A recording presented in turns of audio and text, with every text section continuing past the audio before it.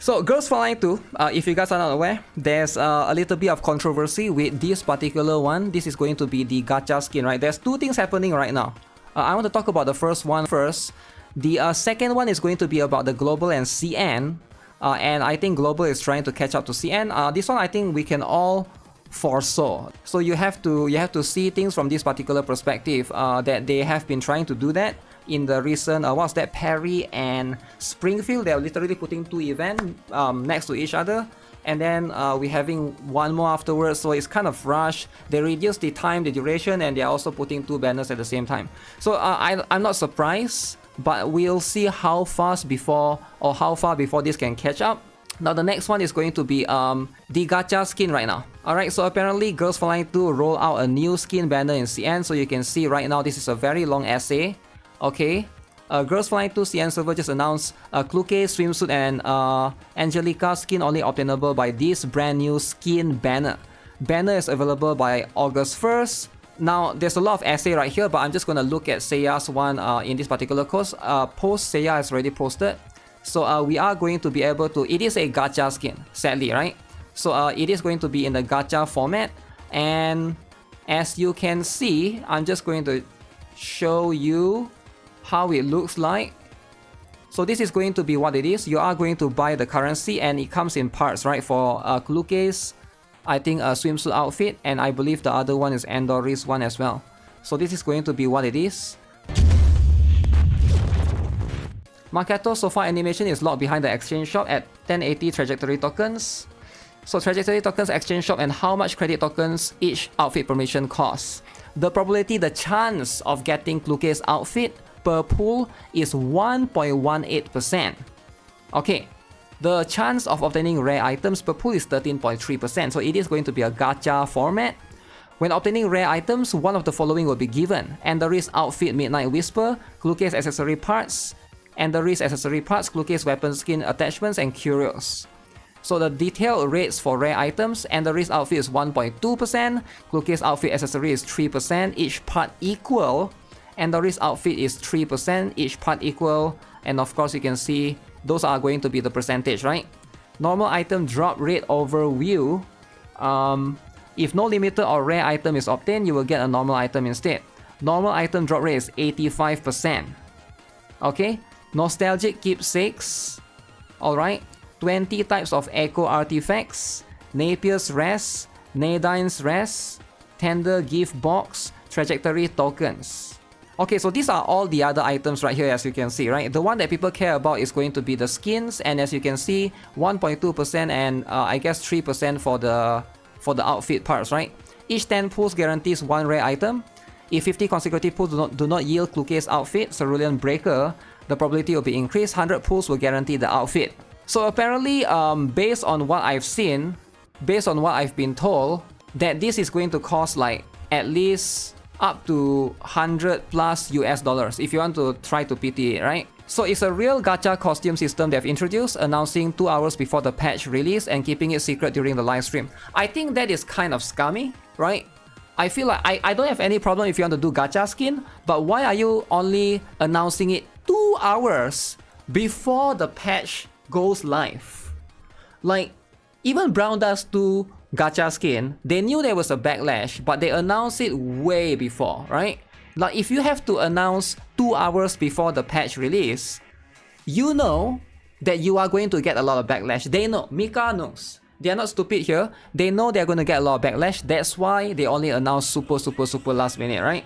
Which I do think that that's going to be what they are doing right here. Again, with all of this stuff, they are giving some tickets for this new gacha for free, but if you want additional tickets, it's 120 premium currency per ticket. So it's about 5 euros for 2 tickets right there, as you can see, right? To buy what's in this menu is only possible via currency obtained in the skin gacha. So everything is as shown. Only 2 tickets purchasable in this menu per month. Wait, it's even time gated? The SSR skin rate is 1.18% to obtain the skin, and the PT is 100 pulls. And obviously you cannot buy the skin separately. There's so many things in this shop though. Like, nobody wants the weapon skins, right? You want the character skin. I don't think it's going to be well received by CN players, given that they didn't announce it during the live stream. They shadow dropped it by just saying it in the patch notes 2 hours before it was released. Here I thought Girls Frontline 2 was generous with $10 epic skins, $20 to $30 normal skins. I don't want to have to go through gacha skins like Nikke that cost up to $60. Dear God for our favorite characters, unless they subsidize those tickets and can be earned via events easily.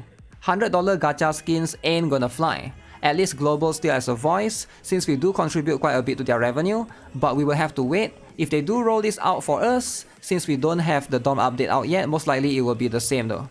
I think it will be the same, right? Because if they change the price for Global, let's say CN is $100, Global is $50. Now CN is going to complain racism, discrimination, blah blah blah, and you don't want that to happen, right? There's a reason why they roll it out on CN first, and they want to see how players respond, I think. But what would they revert it? I don't think they will revert it though, right? They realized or decided they need more money or something. That's a lot of money to pay for a tiny bikini. Are they looking to burn every ounce of goodwill that they have from the players? Because this is how you do that. I've said it once, I've said it twice, I've said it multiple times. Never trust gacha companies, man. Like, none of these companies are your friend. Tribalism is very bad. Just play the game. If you like the game, play the game, right? Doesn't matter if it's a Brown Dust 2, doesn't matter if it's a Snowbreak, right? If you like the game, that's fine. Don't expect for a second that this company is not going to change their policy to basically earn more money. If they can, they will. Alright? For real though, treat companies like companies. Just treat them like companies. It's going to be better off because it's just going to be a matter of time, right?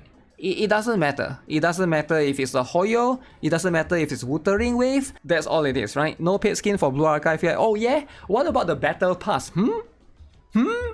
The entire patch is just Mika seeing how fast they can F up their near guaranteed best sellers. Holy. Stop buying shitty gacha skins. Nah, it's not gonna work if people are going to buy it. These were Blackfire called globally, okay? I thought it was weird but still fine, you can use collect switches, but you actually can't.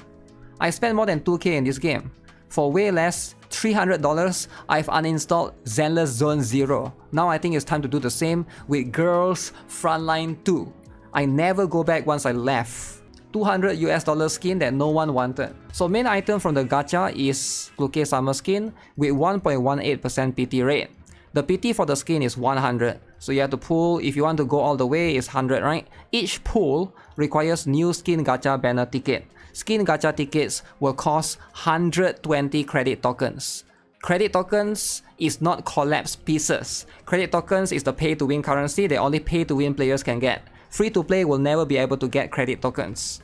Alright, you can get some by buying the monthly. There are also packages in the shop to obtain these tickets at discounted prices. Event will also give some free tickets. Gacha will drop new items for dorms as well. As swappable skin parts, you can also purchase 2 skin gacha tickets per month. Since ticket does not expire, you can actually hoard 100 tickets eventually and roll the gacha skin for free. Wait, ticket doesn't expire, you can actually hoard 100 ticket, okay? Skin gacha shop also gives you option to buy swappable parts as well as DOM interaction. Makato's DOM interaction is the current one you can buy. So let me see, what does it mean by hoard 100 tickets? So 85% you can see right there, 1.18%, and the risk is 1.21%. 2 free tickets per month plus 1 free ticket per week. For now, 30 tickets are given out and the banner is available for 333 days, 11 months, 47 weeks. Kluke skin is free as long as you don't miss a single free ticket given out and are willing to wait a year to get it. You can get it for free, but you will need to wait about 11 months. So if you are okay to waiting 11 months, you can get it as a free to play, by the way, but you cannot miss out. If you forget to log in, even for 1 day, so you have to be able to log in diligently every single day. 11 months. This calculation fails if another gacha skin drops during the next 11 months. At that point, you have to pay out 12k paid currency, which is $100 per gacha skin, depending on if you have used the double bonus in the top-up store. Girls Frontline 2 has become the second job. You're already missing this? Yeah, that's a little bit unfortunate, right? So if this is going to be the norm, then that's what it is. Okay, so let's cover the one more thing then. Girls Frontline 2 catching up to global, catching up to CN. User wants to sync the global version to CN version at some point. We have used the same operation style for previous titles in the series. Girls Frontline 2 is known for having almost no difference in content implementation status aside from limited events. Will you be narrowing the gap between the two in the future? Our goal is to catch up and completely match the service content of the global version, okay? It won't be immediately, but we intend to completely synchronize the progress eventually, of course, right? Like, it's going to take time, not now, but it will take time, right? Are you you're going all the way to synchronization? Are you trying to avoid negative effects from speeding up the service content? Yes, we'll make adjustments to avoid any differences that arise from shortening the implementation period. While accelerating content implementation, we'll actively listen to user feedback and synchronize as much as possible to avoid missing out. There have been attempts to bridge the gap with mainland version in the past. I believe this is the first time we have aimed for complete synchronization. This would likely make it more difficult to improve other regional versions based on feedback from a mainland version, a method that supported operations up until now. Is this a challenge you are taking on in anticipation of this?